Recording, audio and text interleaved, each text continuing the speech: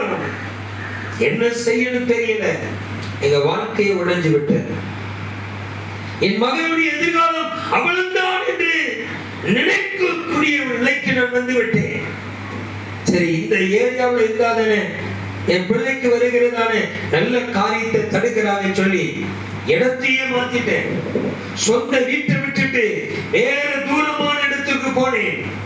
அங்கேயாவது போய் என் மகனுடைய எதிர்காலம் வைக்குமா என்று சொல்லி அங்கே ஒரு வீட்டை வாடகைக்கு அங்கே தங்கினோம். அங்கே தங்கி 2 வருடம் ஆகிவிட்டது. இன்னும் வாய்ப்பில்லை.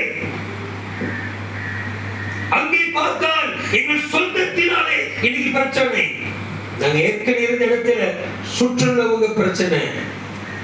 தூரமாய் போனாத அது ஏதாவது மாற்றம் கிடைக்கணும் போனோம். அங்கே என் உறவினர்களால் பிரச்சனை. வாழ்க்கையை உடைஞ்சு போனோம். வாழ்க்கையை நொந்து போனோம்.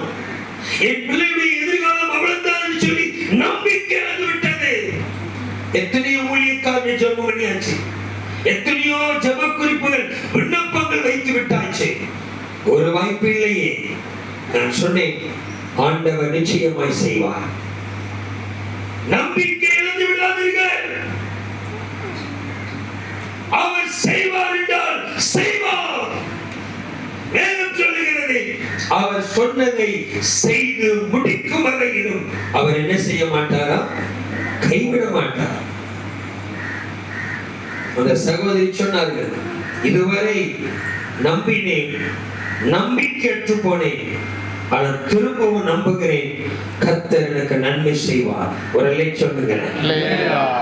நாங்கள் விசுவாசிக்கிறோம். இப்பொழுதுதான் அவர்கள் ஜெபித்திருக்கிறார்கள். நாங்கள் விசுவாசிக்கிறோம்.